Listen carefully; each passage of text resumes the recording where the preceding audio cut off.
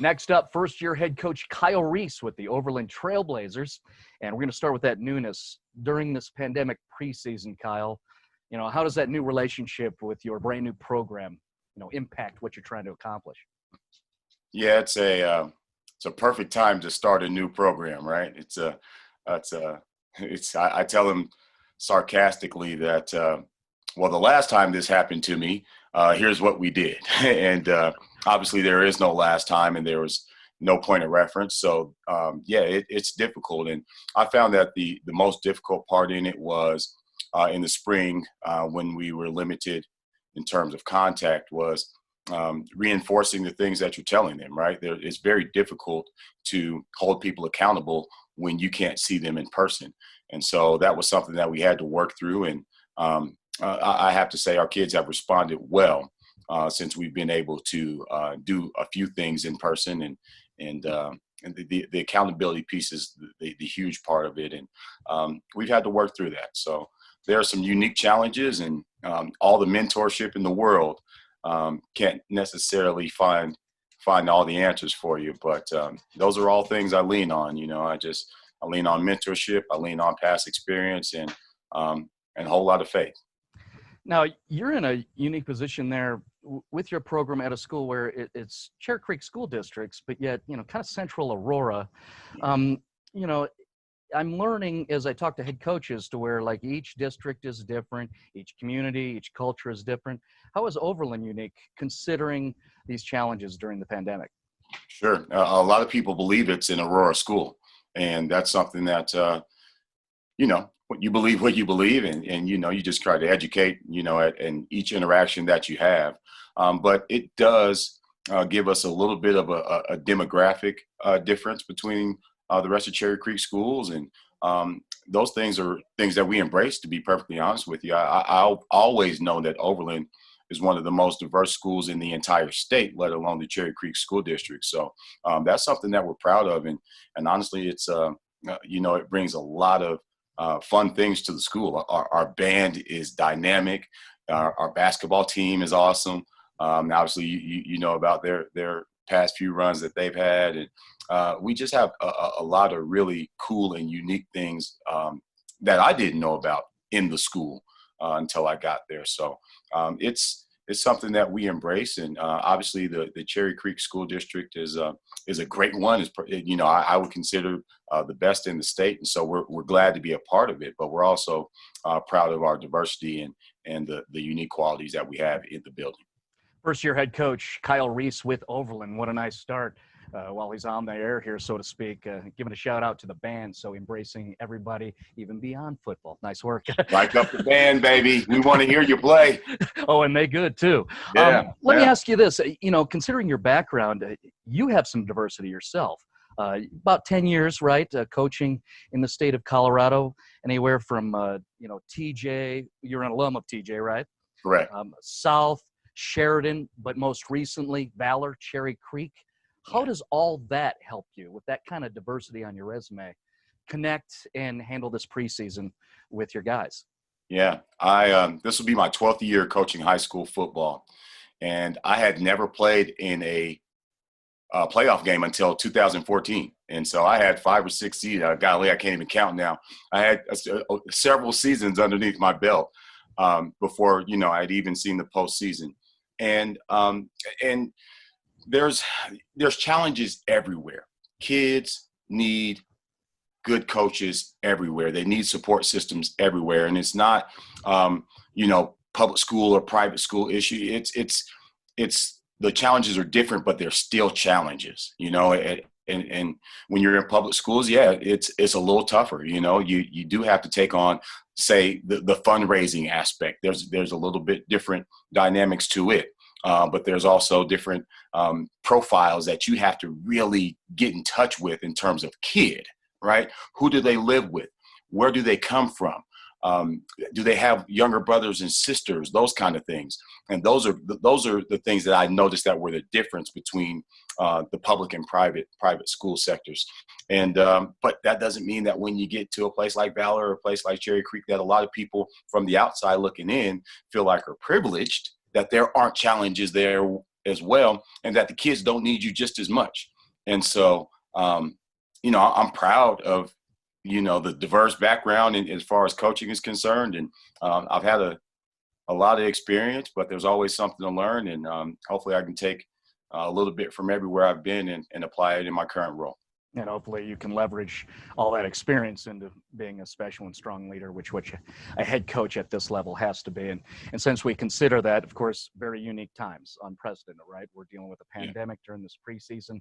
In terms of what you're having to deal with, right now, statistically, I always like to check in with you guys. Do you have any failed temperature check readings? Do you have any confirmed cases in terms of the coronavirus?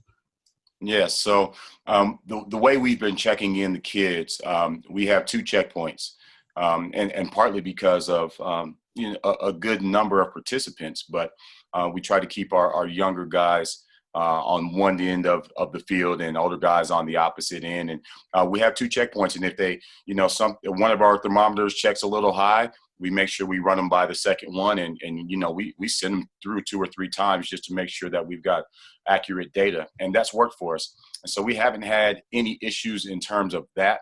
I have had some kids reach out to me and say, "Hey, coach, I'm not feeling well. I've had this going on or something, or X, Y, or Z, whatever it is," and some parents, and they've been really good about being proactive in that. And so we make sure that we communicate to the people that we need to communicate to, and keep everyone healthy. And those kids are, they follow the protocol, and we keep them out, have them tested, and they check back in with us, and we go from there. So we haven't had many instances of that. And so that's been a blessing for sure. And I'm thankful for that. And that's part of our conversation that we have with our kids every day. Make sure that you are being straight up with us about your health, right? Because it's critical to everyone. And we let them know that we won't shame them. You're not going to fall behind. You're not going to, it's not going to hurt you if you have to take time away from the team. It's going to hurt us if you're not straight up with us and we wind up having to shut this thing down. So we let kids know that, it's transparency is super, super important. What you read on the guys and even their support group, right? The community, parents and whatnot, in terms of engagement with what this reality is, the virus. Are they fearful? Are they respectful? What do you think? Yeah. Our kids, their spirits have been really, really high, and I've been grateful for that. And, I think they're happy to be out and have some fun and get out of the house. And, even Fortnite gets old. So that's that's something for them to, it's somewhere for them to be, and everybody needs that, somewhere to go, something to do. Everybody needs a purpose. And I think that kind of got a little cloudy for them in the springtime. So it's a good feeling around the program, just being out and being with your buddies again, learning something new. And we take it upon ourselves as coaches to make it fun for them. It's important. Kyle Reese, first-year head coach, Overland. Of course, what remains cloudy is your football future. Is there going to be a 2020 in the fall or whatnot? In terms of what you're trying to get a read on sources, are you tracking the CDC? Are you looking at pediatric associations, journalists, organizations in other states, other football programs? What are you looking at? Yeah. My crystal ball says we'll wait and see. The answer to your question about my sources, my number one source is our athletic director, and he's been really good about keeping us posted on developments within the district and within all high school sports. So that's where I lean as far as information is concerned. Yeah, I walk in the door at night and MSNBC or CNN or Fox or whatever is on, and I've done a really good job of tuning that out because you'll just ride the wave if you lean on those sources for your information. So we just take our directions from the people that are 1 or 2 rings above us, and we go from there, and we just kind of let the chips fall where they may. I'll say that it's important that our kids have the structure. They have, again, somewhere to be and something to do. And that's where my heart is. And I don't have a whole lot of time for much else. I don't have a whole lot of time for, the media speculation.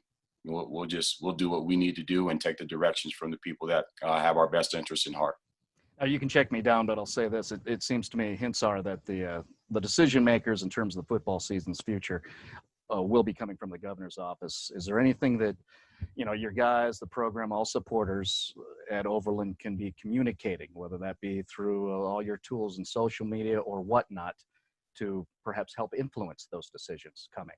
Yeah. I'm not going to lean on our kids to be lobbyists, or there are some good lobbyists, and obviously there's some career paths there. So maybe we can have that conversation. But what we've adopted in our program is we're going to go till we know, and that's what our coaches have. That's been our mantra, and what we can do is communicate on Twitter or wherever, whatever medium we want to use, how much fun we are having being together. And again, I go back to the need for us to have that structure, for the need for our kids to have that 8, 9, 10 hours a week in a structured environment, and challenging themselves mentally and physically. Those are the things that are important to us. And so, if anyone's paying attention to those things and how much we enjoy being around each other and we love the game of football and how much we feel we are impacting lives through that game, that's our messaging. Do you believe we're going to have football this fall, Kyle?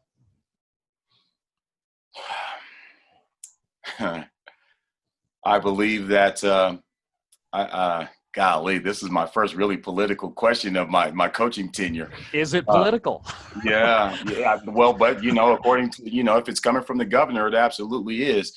Fair. And I believe we're going to have football of some type. I have no idea what it's going to look like, and we'll go till we know.